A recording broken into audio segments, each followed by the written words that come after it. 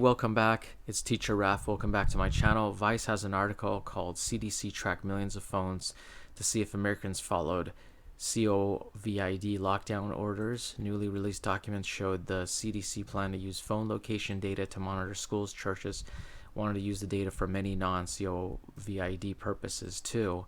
This was published May 3rd, 2022. Let's see what they say.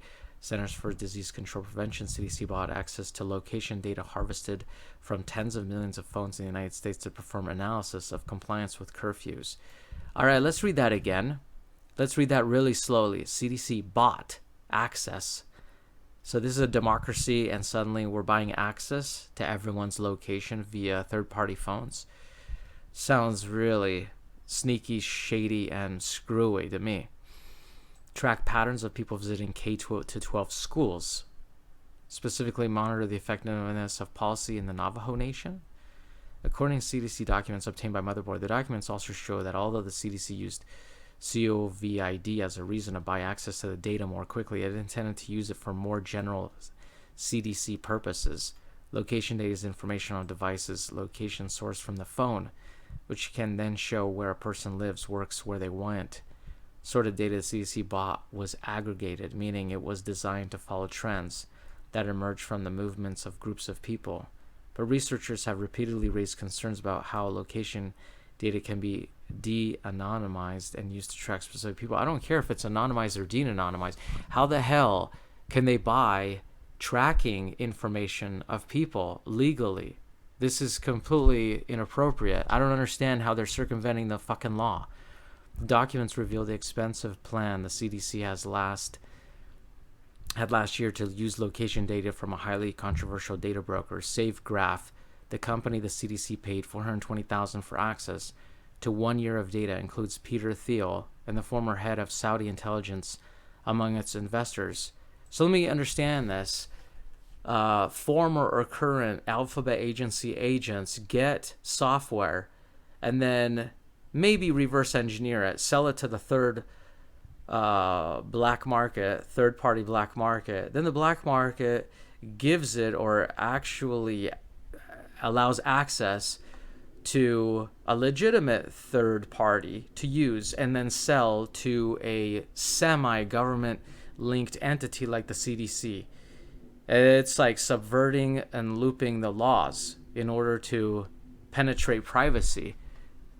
The CDC used the data of monitoring curfews with the documents saying that safeguards data has been critical for ongoing response efforts, such as hourly monitoring of activity in curfew zones or detailed accounts of visits to participating pharmacies for VAC monitoring. The documents data from 2021. Zach Edwards, a cybersecurity researcher who closely follows the data marketplace, told Motherboard in an online chat after reviewing the documents, the CDC seems to have purposely created open-ended lists of use cases, which included monitoring curfews, neighbor-to-neighbor visits, visits to churches, schools, pharmacy, also a variety of analysis with this data specifically focused on violence. The document doesn't stop at churches. It mentions places of worship. Motherboard obtained the documents through a Freedom of Information Act FOIA request with the CDC. The documents contain a long list of what the CDC describes as 21 different potential CDC use cases for data. They include track patterns of those visiting K-12 schools by the school and compare to 2019. Compare with Epimetrics, Environmental Performance Index if possible. Examination of the correlation of mobility patterns, data, and rise in COVID cases, movement restrictions, border closures, interregional and night curfews to show compliance. Examination of the effectiveness public policy on the Navajo Nation. Folks, I got a video about compliance and how the movie THX 11, what it was, 1180, 1120, can't remember the full title, pardon me, how that is predicting a very extreme compliance state. And it was made in the 70s, that movie. Go check that out on my channel or go watch that movie.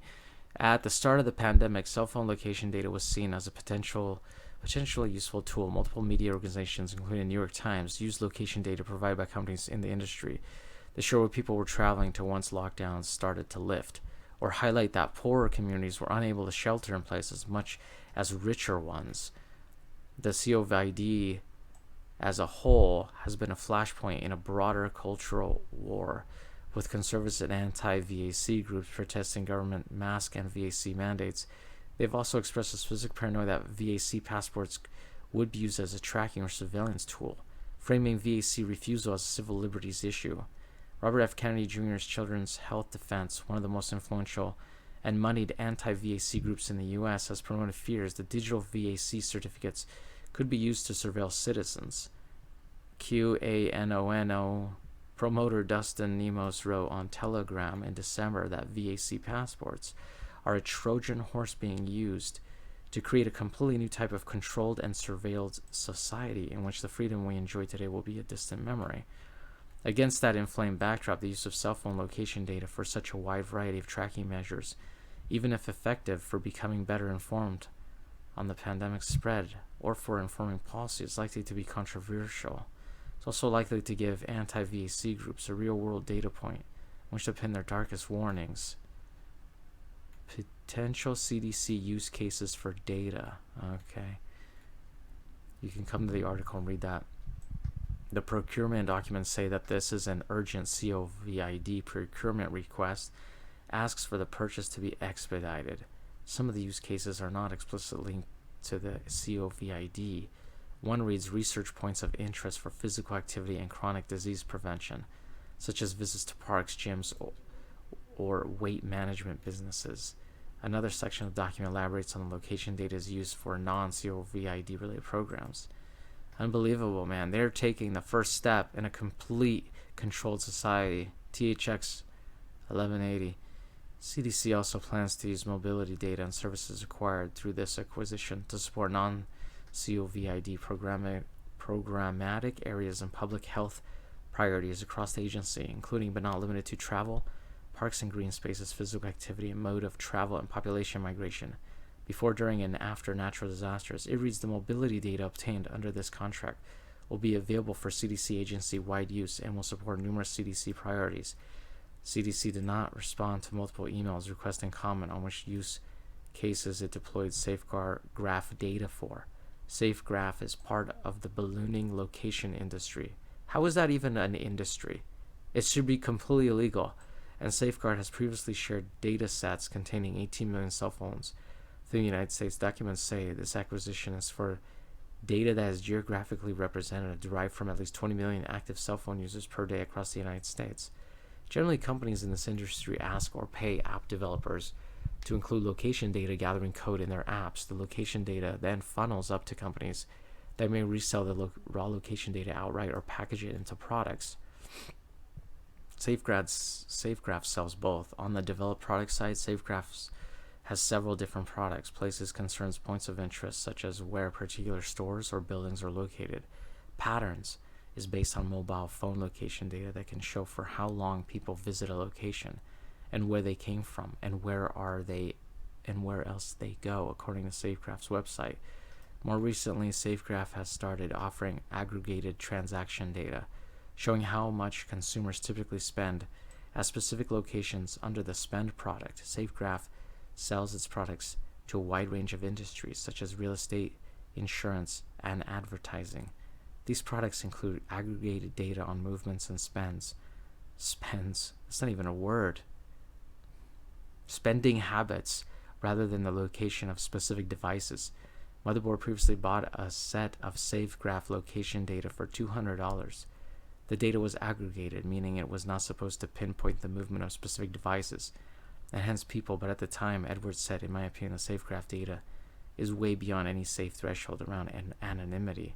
Edwards pointed to a search result in SafeGraph's data portal that displayed data related to a specific doctor's office, showing how finely tuned the company's data can be. Theoretically, an attacker could use that data to then attempt to unmask the specific users, something which researchers have repeatedly demonstrated is possible.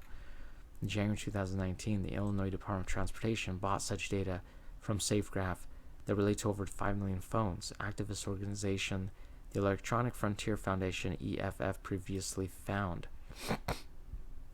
CDC documents show that the agency bought access to SafeGraph's U.S. core place data, weekly patterns data, and neighborhood patterns data. That last product includes information such as home dwelling time and is aggregated by state and census block. Complete and utter control. Ridiculous. And it's not even held by an alphabet agency, it's just held by some corporation. SafeGraph offers visitor data at the census block group level that allows for extremely accurate insights related to age, gender, race, citizenship status, income, and more. One of the CDC documents reads, both SafeGraph and the CDC have previously touched on their partnership, but not in the detail that is revealed in the documents. The CDC published a study in September 2020, which looked at whether people around the country were following stay-at-home orders, which appeared to use SafeGraph data. SafeGraph wrote in a blog post in April 2020 that to play our part in the fight against the COVID crisis and its devastating impact on the global economy, we decided to expand our program further, making our foot traffic data free for nonprofit organizations, and government agencies at the local, state, and federal level, Multiple location data companies touted their data as a potential mitigation to the pandemic during its peak in the U.S. and provided data to government and media organizations. Media, government, and nonprofits get free data that they can mine about citizens in the United States, and this is completely legal because they circumvented the law. Complete compliance controlled state. A year later, CDC purchased access to the data because SafeGraph no longer wanted to provide it for free, according to the documents. The data use agreement for the in-kind provided data was set to expire March 31st, 2021, the document added. The data was still important to access as the U.S. opened up. The CDC argued in the document, CDC has interest in continued access to this mobility data as the country opens back up. This data is used by several groups in response, and have been resulting in deeper insights into the pandemic as it pertains to human behavior. One section reads, reason through it, Researchers at the EFF separately obtained documents concerning the CDC's purchase of similar location data products from a company called Quebec, as well as the SafeGraph documents. The EFF shared those documents with Motherboard. They show that the CDC also asked to speed up the purchase of Quebec's data because of COVID and intended to use it for non-COVID purposes. The documents also list the same potential use cases for Quebec's data as in the SafeGraph documents. Google banned SafeGraph from its Google Play Store in June. This meant that any app developers using SafeGraph's code had to remove it from their apps or face having their app removed from the store. It is not entirely clear how effective this ban has been. SafeGraph has previously said it obtains location data via Veriset, a spin-off company which interfaces with the app developers. SafeGraph did not respond to multiple requests for comment.